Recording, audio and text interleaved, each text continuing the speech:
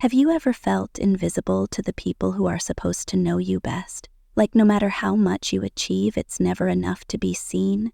That's exactly how I felt the day my parents handed over the one thing I'd dreamed of my entire life to my brother. But instead of fighting for their approval, I decided to do something they could never ignore. This is the story of how I turned disappointment into a legacy, and how, in the end, I built something far greater than I ever imagined. I never thought a simple dinner invitation from my parents would change everything. The familiar scent of Mom's pot roast filled our family's Victorian mansion as I walked through the door that evening.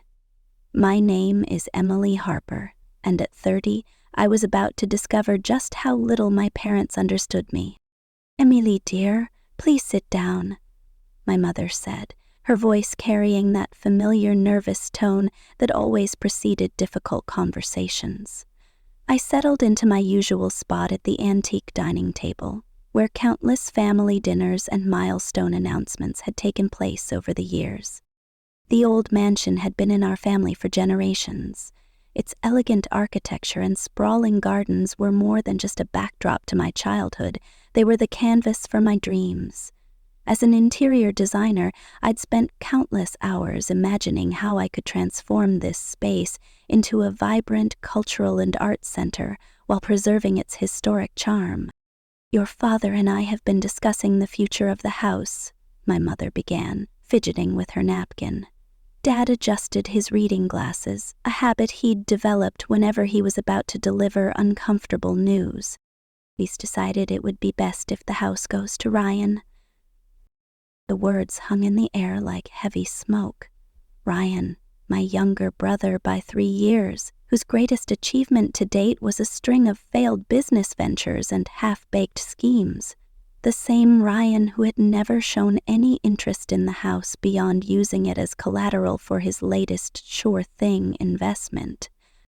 Years of client meetings and professional negotiations had taught me how to maintain my composure. I took a slow sip of water, using the glass to hide whatever emotion might have flickered across my face. "It's for the best, sweetheart," my mother added quickly, reaching across the table to pat my hand. I subtly moved it to my lap. "Ryan needs a fresh start, and you're always so busy with your little design projects." Little design projects. That's what they called the company I'd built from scratch over the past 8 years. The same company that had transformed countless spaces across the city and earned recognition in leading design magazines. But to them, it was just their daughter playing at business, while their son needed another chance to prove himself. "When did you make this decision?" I asked, my voice steady and controlled. "Well," my father cleared his throat. Ryan's been having some difficulties lately, and with his recent breakup, we thought this might help him get back on his feet." Of course. Another rescue mission for Ryan. I stood up slowly, smoothing my silk blouse. "Thank you for telling me," I said, my voice perfectly measured. "I have a meeting to get to." "Emily," my mother called after me, "don't be difficult about this. It's what's best for the family." I turned back, allowing myself one small smile. "You're right, Mother. I do have my projects to focus on." They had no idea just how right they were. As I drove back to my apartment that night, the city lights blurred through the windshield. My parents' words echoed in my mind. "It's what's best for the family." It wasn't anger that consumed me. It was disappointment. I had spent years proving myself, building a career and dreaming of what I could do with that house. Yet, in their eyes, I was still the dependable daughter who didn't need anything, while Ryan was the one who always needed saving. But I wasn't going to argue. I wasn't going to beg. That wasn't who I was. Instead, I decided to do what I did best: create something extraordinary. What my parents didn't know was that I had been quietly working on a plan for years. The house wasn't just a sentimental dream for me. It was part of a much larger vision. Over the past 3 years, I had been buying up the surrounding properties piece by piece, old warehouses, abandoned lots, even a small cafe that had gone out of business. My goal was to transform the entire area into a cultural hub, a place where art, history, and community could thrive. And now, with the house out of my reach, I realized I didn't need it to make my vision a reality. The next morning, I walked into my office, a sleek, modern space filled with natural light and the hum of creativity. My assistant, Mia, greeted me with her usual energy. "Morning, Emily. You've got a meeting with the contractors at 10, and the renderings for the Riverside Arts District are ready for review." "Perfect," I said, setting my bag down. "Let's move up the timeline. I want the first phase of construction to start within the next 2 months. Mia raised an eyebrow. "That's ambitious. What's the rush?" I smiled faintly. "Let's just say I have some extra motivation." Over the next few weeks, I threw myself into the project. Late nights at the office, endless meetings with architects and city planners, and countless revisions to the designs. The Riverside Arts District was no longer just a dream. It was becoming a reality. The centerpiece of the project would be a state-of-the-art cultural center, complete with galleries, performance spaces, and studios for local artists. Surrounding it would be boutique shops, cafes, and green spaces, all designed to breathe new life into the area. Meanwhile, my parents and Ryan were busy planning their big announcement. They had invited family and friends to a formal dinner at the house, where they would officially name Ryan as the new owner. I received the invitation in the mail, a thick, cream-colored envelope with gold lettering. It was almost laughable. They didn't even bother to call me. I decided to attend, not out of obligation, but because I wanted to see their faces when they realized what I had been working on. By the time the dinner rolled around, the first phase of my project was already underway. Construction crews were clearing the lots, and the foundation for the cultural center was being laid. I had kept everything under wraps, ensuring that no one, not even my parents, knew what was happening. The night of the dinner, I arrived at the house dressed in a tailored black dress and heels that clicked sharply against the marble floors. The house looked the same as it always had, but to me it felt different. It wasn't mine anymore, not in the way I had always imagined, and that was okay. I had something better. "Emily, you made it," my mother exclaimed, pulling me into a quick hug. "You look lovely, dear." "Thank you," I said, glancing around the room. Ryan was standing by the fireplace, holding a glass of wine and laughing with a group of guests. He looked confident, almost smug, as if he had already won. The dinner was as formal and stiff as I expected. My parents gave a long speech about the history of the house and how important it was to the family. Then came the moment I had been waiting for. "And now," my father said, raising his glass, "we are proud to announce that the Harper family home will be passed down to Ryan, who we know will honor its legacy and make it his own." The room erupted in polite applause. Ryan stood up, grinning from ear to ear. "Thank you, Mom and Dad. This house means so much to me, and I can't wait to show you all what I have planned." I stayed silent, sipping my wine and waiting for the right moment. When the applause died down, I set my glass down and stood up. "Congratulations, Ryan," I said, my voice calm but firm. "It's a big responsibility, taking care of a place like this. I'm sure you'll do something with it." Ryan's smile faltered slightly. "Thanks, Emily. I know how much you love this house, but I think it's time for me to step up." "Step up," I repeated, nodding thoughtfully. "That's an interesting choice of words." The room grew quiet as everyone turned to look at me. I reached into my bag and pulled out a folder, placing it on the table in front of me. "Since we're talking about legacies," I continued, "I thought this might be a good time to share what I've been working on." I opened the folder, revealing the renderings and plans for the Riverside Arts District. The vibrant designs and detailed layouts immediately caught everyone's attention. "This," I said, gesturing to the images, is the Riverside Arts District, a cultural hub that will transform this entire area into a destination for art, history, and community.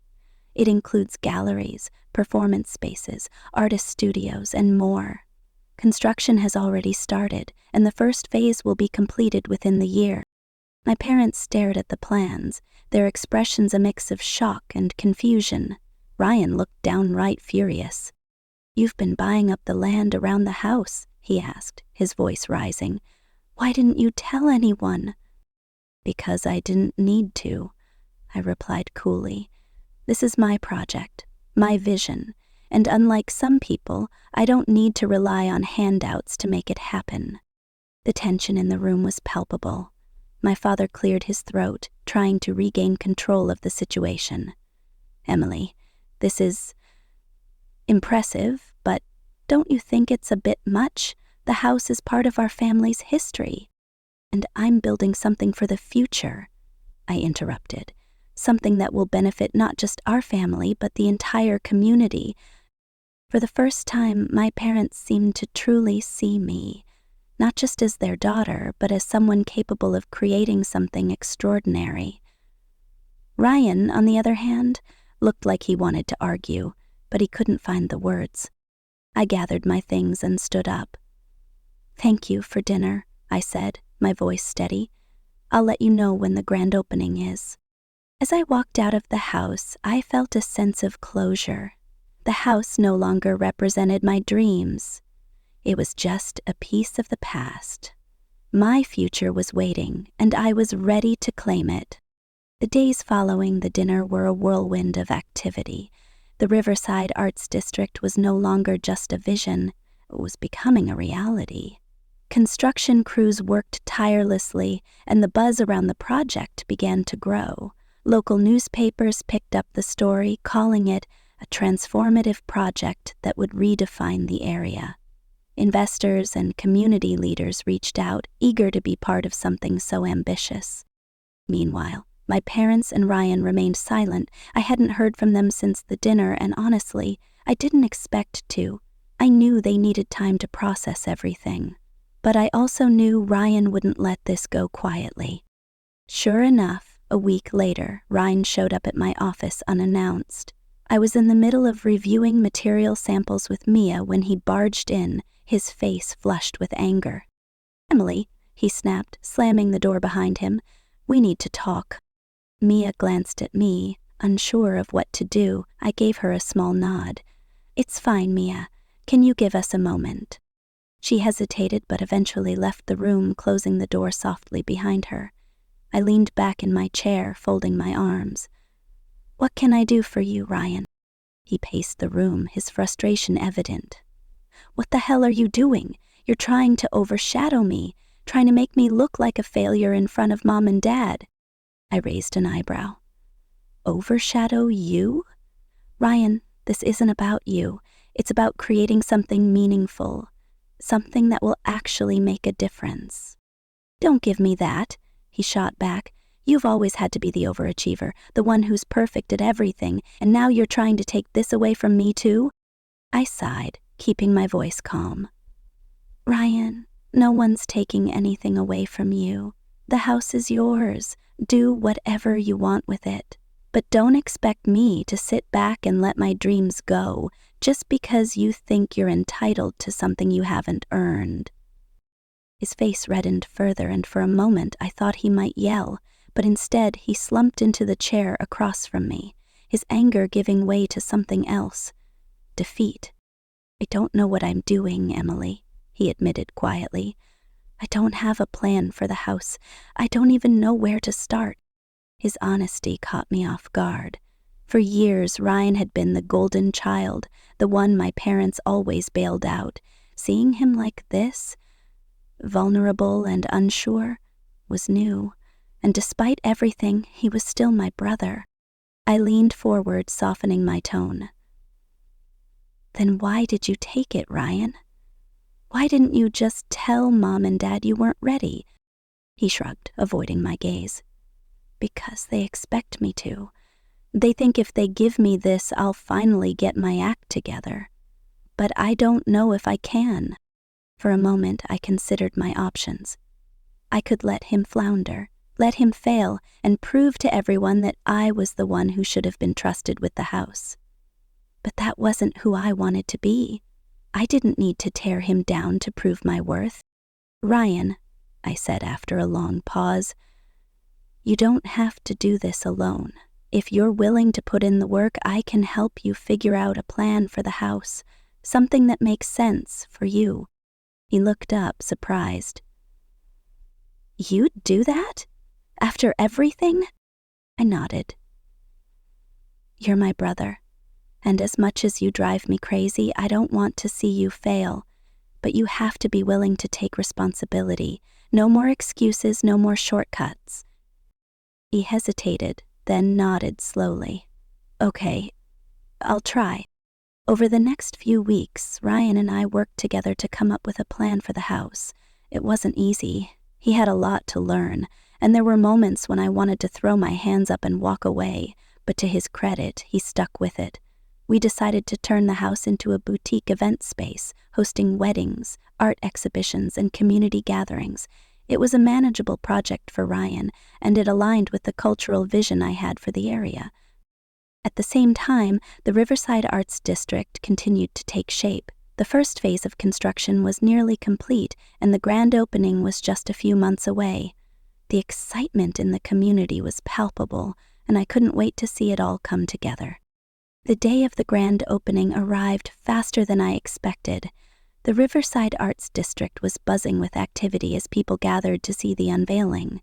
The cultural center stood at the heart of it all, its sleek modern design a striking contrast to the historic charm of the surrounding area.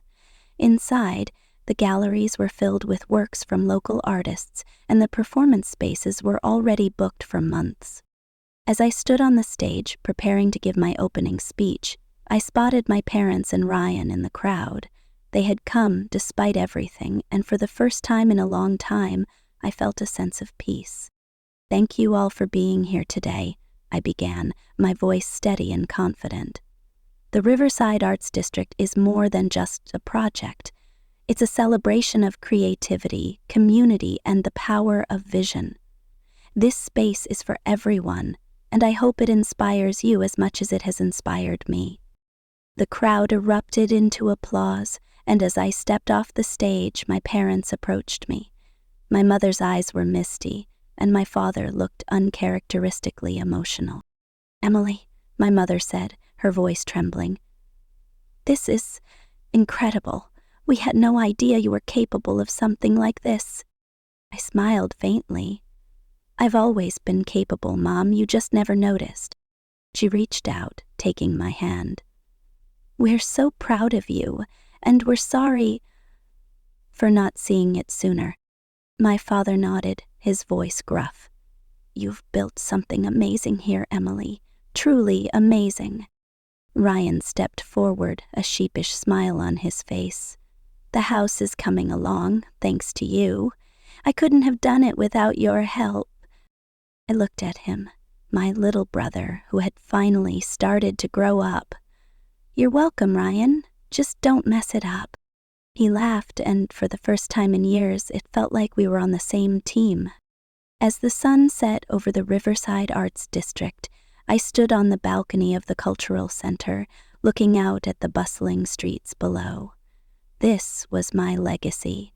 Not the house, not my parents' approval, but the community I had helped create, and for the first time I felt truly at peace. The weeks following the grand opening of the Riverside Arts District were a whirlwind of success. The project had exceeded even my own expectations. The cultural center became the beating heart of the district, drawing in artists, performers, and visitors from all over the city. The once neglected area was now alive with energy, and I couldn't walk through the streets without hearing someone talk about how much they loved what we had built. But what surprised me most was how my family began to change. Ryan, for the first time in his life, seemed to find a sense of purpose. The boutique event space we had planned for the house was coming together beautifully. He had thrown himself into the project, learning everything he could about event management, and even taking a few business courses to make sure he could handle the operations. I visited the house one afternoon to check on his progress, and I was genuinely impressed. The once dusty old mansion had been transformed into a warm, inviting space. The grand ballroom had been restored to its former glory, with polished wood floors and sparkling chandeliers. The gardens, which had been overgrown for years, were now perfectly manicured, with winding paths and blooming flowers. Ryan had even added a small gallery space in one of the wings, showcasing local artists, a nod to the vision I had once had for the house. "You've done a great job here," I told him as we walked through the house together. He smiled, a little shyly. "Thanks. I couldn't have done it without your help, though." I shook my head. "You did this, Ryan. You took responsibility, and you made it happen. I'm proud of you." He looked at me, his expression softening. "I'm proud of you too, Emily. The Arts District is incredible. I didn't get it at first, but now I see what you were trying to do. It's amazing." Hearing those words from Ryan meant more than I expected. For so long, I had felt like I was fighting to prove myself, not just to my parents, but to him as well. And now, for the first time, it felt like we were on equal footing. My parents, too, had started to come around. They visited the Arts District often, attending gallery openings and performances. My mother even joined a community art class at the cultural center, something I never thought I'd see. One evening, as we sat together in the cafe overlooking the district, she turned to me with a thoughtful expression. "Uno," she said, stirring her tea. "I always thought the house was the most important thing. It's been in our family for so long, and I thought keeping it in the family was the best way to honor its legacy." I nodded, letting her continue. "But seeing what you've done here, I realize now that legacy isn't about holding on to the past. It's about building something for the future.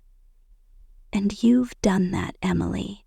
You've created something that will last for generations." Her words caught me off guard, and for a moment I didn't know what to say. Finally, I smiled. "Thank you, Mom. That means a lot." She reached across the table, taking my hand. "I'm sorry we didn't see it sooner. We should have trusted you more." My father, who had been quietly sipping his coffee, chimed in. "You've made us proud, Emily, more than you'll ever know." As the months went by, our family began to heal. The tension that had once defined our relationship started to fade, replaced by a newfound respect and understanding. Ryan and I worked together on a few joint events, combining the resources of the Arts District and the event space at the house. It felt good to collaborate, to build something together instead of competing.